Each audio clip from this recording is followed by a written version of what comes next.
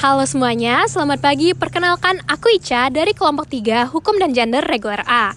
Pada hari ini, aku dan teman-teman kelompok 3 akan membahas tentang child grooming, di mana hal tersebut bisa berakibat pada adanya kekerasan terhadap anak di bawah umur.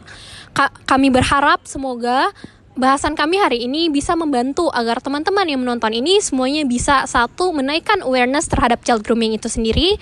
Kedua, tahu bagaimana caranya menyikapi ataupun bahkan membantu korban-korban child grooming.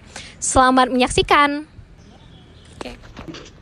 Jadi bisa dikatakan upaya yang dilakukan oleh si pelaku ya dalam rangka mendapatkan kepercayaan ya. Kalau menurut saya kata kuncinya juga kepercayaan. Kepercayaan dari mana? Dari anak dan juga dari lingkungan terdekat anak. Seperti itu. Yang kemudian sehingga membuat sehingga kemudian hal ini berkontribusi terhadap terjadinya kekerasan atau pelecehan seksual ya, dan secara dalam suatu relasi yang kemudian umumnya menimbulkan katakanlah penghayatan tidak percaya dari pengamatnya, gitulah kira-kira, atau orang-orang yang dekat dengan mereka. Jadi dampak psikologisnya terhadap anak ya, anak itu tumbuh kembangnya terhambat. Dia itu nggak tahu batasan gimana sih harusnya kita memiliki hubungan yang wajar dengan orang dewasa gitu.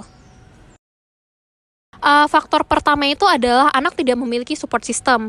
Jadi dari anak sendiri itu akan mencari validasi emosional ataupun dukungan emosional dari pihak-pihak lain, karena dia misalnya tidak dekat dengan keluarga ataupun dekat dengan orang tua. Kedua, itu bisa aja dari pelaku suka membelikan anak hadiah dan semacamnya, di mana harus ada timpal balik. Misalnya pelaku ingin berpindah ke dalam platform lain bersama anak, atau jadinya pelaku meminta foto-foto hal yang berbau privasi kepada anak, dan di situ anak merasa tidak bisa menolak karena sudah dibaikin oleh pelaku. Berarti Naya tuh emang kalau lagi main game online, berarti udah kebiasa buat was-was sama hati-hati gitu ya, sama orang baru gitu? Iya. Kalau boleh tahu, kenapa Naya bisa udah ngerasa langsung was-was atau hati-hati sama orang baru? Apakah karena selalu diingetin papa mama atau gimana? Aku biasanya ngeliat dari YouTube yang biasanya ada hacker-hacker sama diingetin orang tua gitu.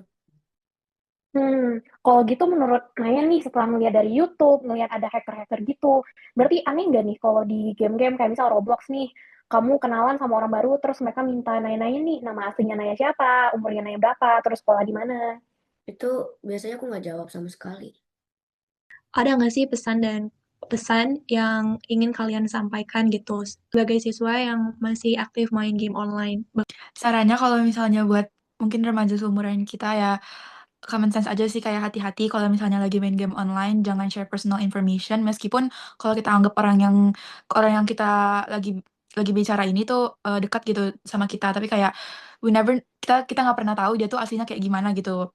Dan kalau misalnya buat orang tua, kayak kalau misalnya emang anaknya itu masih di bawah umur, tolong dijaga, kayak jangan diperhatiin ketat banget, tapi secukupnya aja biar orang tuanya tuh tahu kayak anaknya ini tuh main media sosial tuh buat apa aja dan biar bermanfaat buat anaknya juga.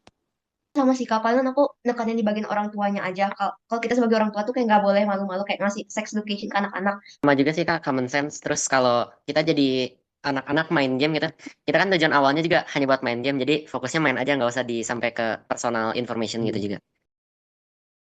Jadi child grooming sendiri itu adalah proses yang dilakukan oleh orang dewasa untuk membangun hubungan emosional dengan anak yang bertujuan untuk memanipulasi anak.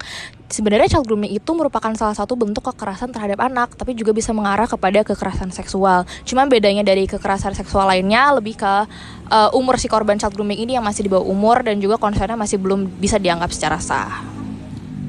Terus kalau misalkan dari perspektif gender nih, child grooming ini kan tadi kan masih ada ketimpangan di usia gitu kan, itu faktor lainnya tuh relasi kuasa dan juga konstruksi sosial. Ini menjadi faktor yang penting banget. Jadi selain dari usia, di sini juga ada ketimpangan dari status sosial gitu. Nah, untuk kelompok-kelompok yang lebih rentan menjadi korban child grooming sendiri tuh sebenarnya nggak dibatasin ke satu gender aja. Cuman yang umumnya ditemuin di masyarakat itu lebih ke arah anak perempuan, karena tadi di masyarakat kita itu masih rawan akan adanya objektifikasi terhadap kelompok perempuan, dan juga karena adanya interseksionalitas, jadi ketimpangan seperti akses pendidikan dan juga lingkungan sosial. Terus biasanya korban ini juga nggak sadar kalau misalkan mereka itu lagi di grooming sebagai korban child grooming ini. Nah biasanya karena ini child grooming ini sebuah manipulasi ya. Jadi orang-orang korban ini nggak sadar kalau misalkan mereka sebagai korban dalam hal ini child grooming. Terus sebenarnya di budaya kita tuh juga masih dinormalisasikan budaya yang untuk anak bilang tidak gitu. Jadi kalau misalkan ada anak yang merasa nggak nyaman atau merasa yang kayak aku nggak mau nih ngelakuin ini, mereka cenderung kayak nggak mau deh aku bilang kayak gitu karena perspektif dari masyarakat kita yang masih kayak bilang kalau kamu tuh harus nurut sama orang tua kayak gitu. Nah, makanya itu untuk menangani grooming sendiri, untuk mencegah grooming selanjutnya, orang tua itu perlu memberikan batasan-batasan apa yang wajar antara hubungan orang tua dan hubungan orang dewasa dan juga hubungan anak-anak. Ada nggak sih kira-kira pendekatan yang bisa dilakukan oleh kita sebagai orang dewasa dan juga orang awam untuk membantu korban gitu, terutama dalam kasus child grooming ini?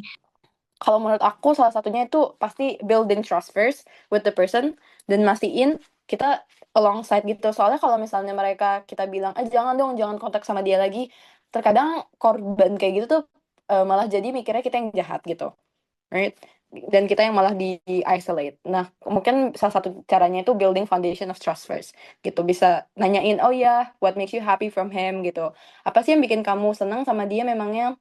Kamu sadar nggak kalau dia orang dewasa dan kamu masih kecil gitu? Oh ya sadar.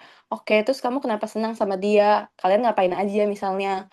Apakah kalian ada rencana ketemu kalau misalnya emang kayak online? Terus kalian biasanya kalau teleponan atau misalnya chatting ngapain aja? Menurut aku hal-hal yang kayak gitu dulu tuh bisa dilakuin. Soalnya kalau langsung tiba-tiba boom dia jahat gitu pasti anak kecilnya kaget juga dan merasa oh kok nih orang gangguin aku sama temanku sih atau gangguin aku sama orang yang kayak bener-bener percaya sama aku.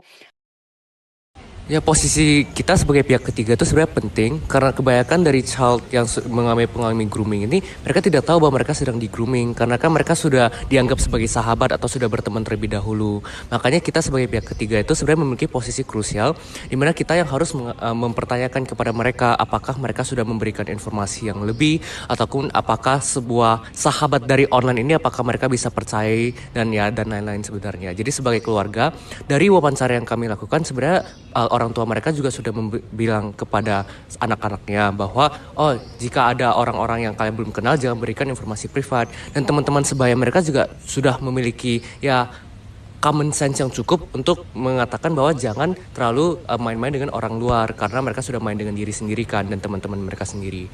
Jadi ya mungkin pendekatannya seperti itu saja. Sebenarnya kalau di Indonesia ketentuan hukumnya itu belum ada yang menggunakan istilah child grooming secara eksplisit.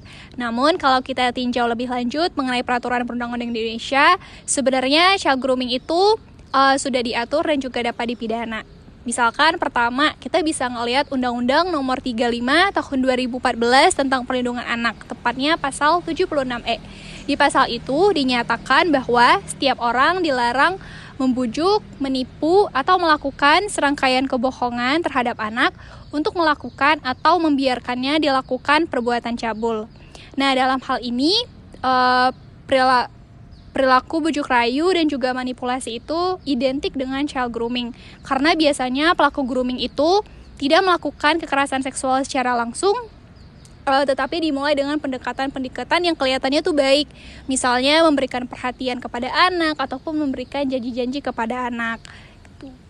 Nah, ini juga jadi nyambung sama Undang-Undang TPKS, yaitu pasal 14 mengenai kekerasan seksual berbasis elektronik.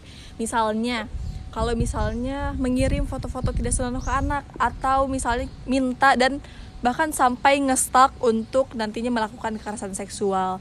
Selain itu, ini juga dijelaskan dalam Undang-Undang ITE terbaru tahun 2024 yang mana dalam undang-undang tersebut melarang adanya mengirim konten-konten yang tidak senonoh dan melanggar asusila. Jadi, kalau misalnya cuma chat, itu pun bisa termasuk ke dalam kekerasan seksual ke anak tuh gitu. Oke, jadi sekian teman-teman dari kita mengenai child grooming. Pada intinya, grooming itu bukan sekedar bercanda ataupun kayak chat-chat iseng doang. Karena dari sisi hukum, child grooming itu bisa dikualifikasikan sebagai kekerasan seksual, apalagi kalau korbannya anak.